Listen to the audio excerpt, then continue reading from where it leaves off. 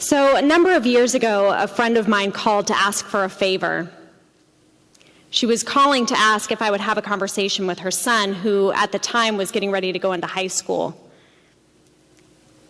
She was asking if I would take him to lunch and have a conversation with him about some of the things she felt like he needed to know before going into his new school. You know, things like sex, dating, relationships. And my first question was, and you want me to have this conversation with him? Now that's funny for a couple of reasons, but really what I was asking was, are you asking me to have the sex talk with him? And she clarified, no, I'm not asking you to have the sex talk with him. But because of my relationship with the family and because of the work that I do, she thought that it would be beneficial for her son to have a conversation with me about things like consent and healthy dating relationships. Now, the truth is that there isn't a child in my life who hasn't heard me at some point say to them, you're the boss of your body. And also, you're not the boss of anybody else's body.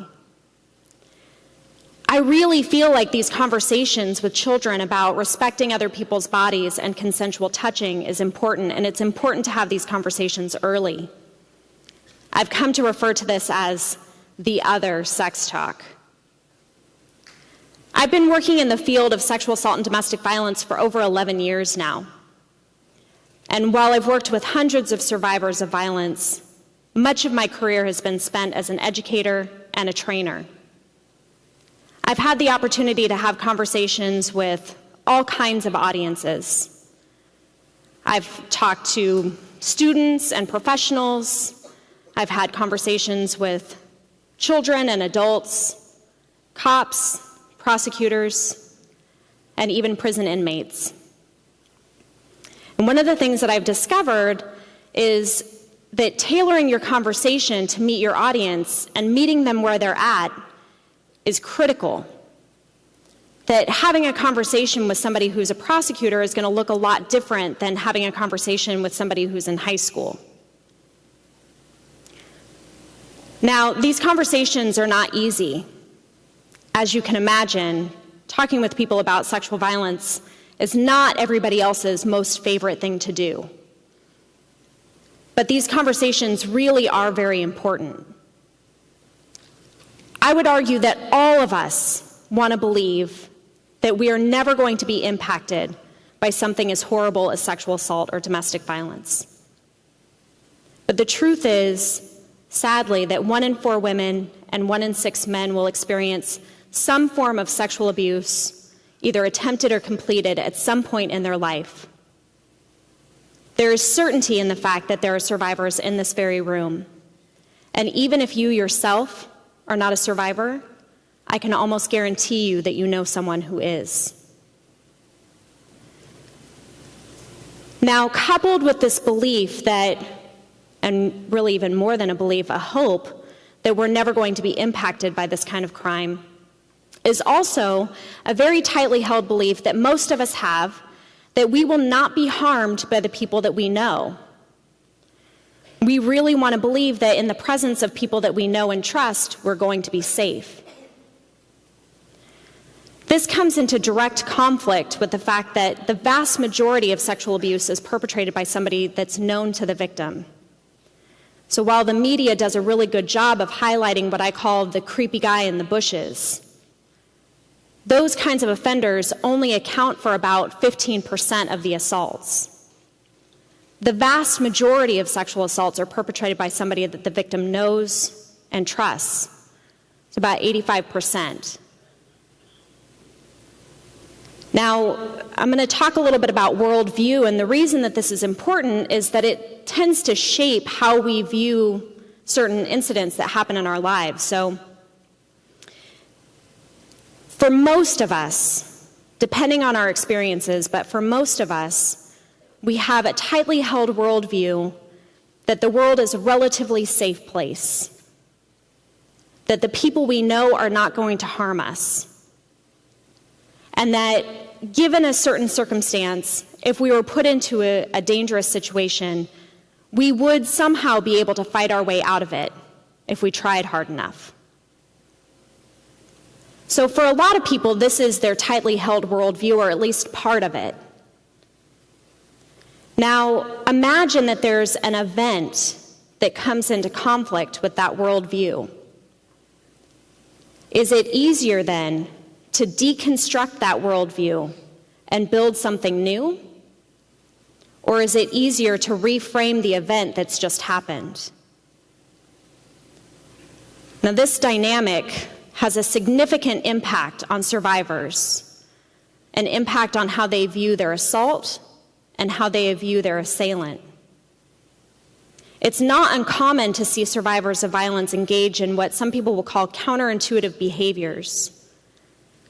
It's very common to see something called delayed reporting. So for many people, if they've experienced abuse, they may not report at all. Or if they do choose to report, they may report days or weeks or months or sometimes years later. It takes a little while for them to reconcile what's happened to them because for so long, they've been taught to look out for the creepy guy in the bushes and not maybe for the person they were hoping to date. It's also not uncommon to see survivors, because of this relationship, continue to interact with the assailant. So we'll have folks who continue to have a relationship with the assailant or continue to have contact with the assailant. They may even engage in self-destructive or high-risk behaviors. In my professional life, I have these conversations all the time. This is what I get paid to do. In my personal life, I find it difficult sometimes to have this other sex talk. I love what I do, don't get me wrong, but having these talks are difficult. And as much as I would tell people it's really important to have these conversations, even I find it difficult sometimes to tell the stranger what I do in my career. So sometimes people will ask, so what do you do for a living? And I'm often tempted to just say, I work at UC-Davis, and leave out the little part that I also work in the Advocacy Center. I do this because a lot of times people are hesitant when I bring up the subject of sexual violence. They either get uncomfortable and they try to change the subject, or sometimes because they're so entrenched in our culture of victim blaming, they'll ask me questions like, so you teach girls to not get raped, right? Now, over the years, I've learned that there are some strategies that work really well for me in having conversations with people about this really tough subject. Having conversations so that people will hear what you have to say. The first strategy really requires understanding who it is that I'm talking to. The second is really having an open mind and listening to what they have to say also.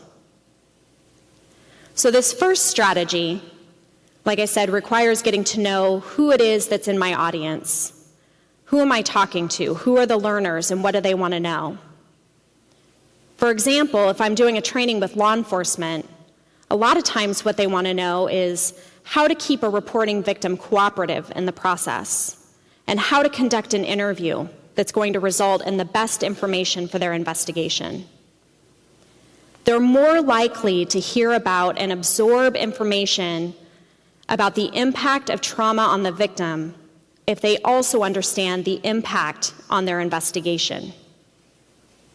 Conversely, medical providers will a lot of times want to know, how do I have a conversation with a patient that's coming in for treatment related to their injuries due to a crime? Regardless of the audience, most of the time, what people really want to know is how to help in their own way. This second strategy that I talked about does really require a lot of listening, and it does require an open mind. It also sometimes requires having a thick skin. So when I say listening, I'm not talking about listening just to formulate a response, but listening to really understand where it is that they're coming from. One of the jobs that I had before I came to UC-Davis was as a teen educator.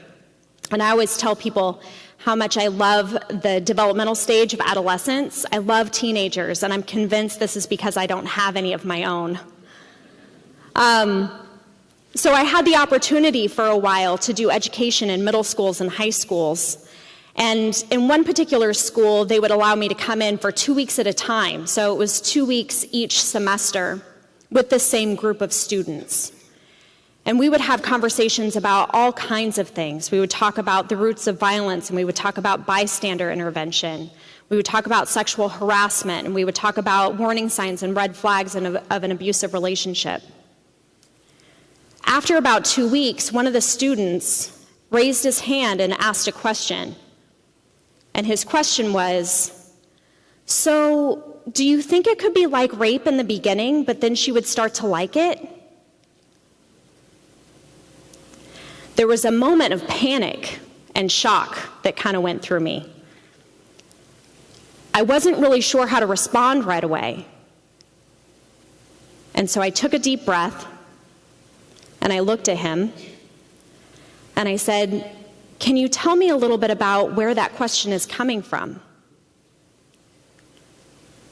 What ended up happening was that we had this really fantastic conversation about his experiences and about how media had shaped his view about what relationships and sex was supposed to look like. And not just him, but also the rest of his classmates. So let me ask you a question. How many of you have ever seen a movie or a television show where there was a sex scene immediately preceded by a fight scene? Now, this combination of sex and violence is often seen in popular culture and in media of all kinds, movies, television, music, video games. I truly believe that that does have an impact on our youth and how they end up viewing what relationships and sex is supposed to look like. Now, just listening isn't the only key. The other piece of that is also being compassionate and understanding that a lot of times some of these questions are coming from a very genuine place, listening to what somebody has to say and what they're really telling you. This person, this student that asked that question, he was being genuine. And through having that conversation, I think that he and the rest of the class learned something, but I also learned something too. It was a fantastic experience that evolved out of a question that really could have been met with a lot of hostility and anger if I had been in a different place. So remember that I told you about my friend and her son. Let me tell you why that event sticks out so much for me. Having the sex talk is not easy. It requires knowledge and skill. It also requires the capacity for somebody to hear and talk about sex and sexuality and body parts. Many parents find this conversation really uncomfortable, and some parents choose to never have it at all. They just kind of hope that it gets brought up in a health class at some point. My friend and her husband, not only did they broach the conversation of sex with their son, but they ensured that the other sex talk was happening. They viewed having conversations about consent and healthy dating relationships just as important as having conversations about safer sex practices. These kinds of interactions, these kinds of conversations are important at every age. I do really believe that prevention of sexual violence needs to start at an early age in terms of having conversations about respecting other people's bodies, consensual touching, and healthy relationships. Now, of course, if we're having them with children, this needs to be in an age-appropriate manner. I mean, I'm not suggesting that you go out and have conversations with 5-year-olds about healthy sexual communication.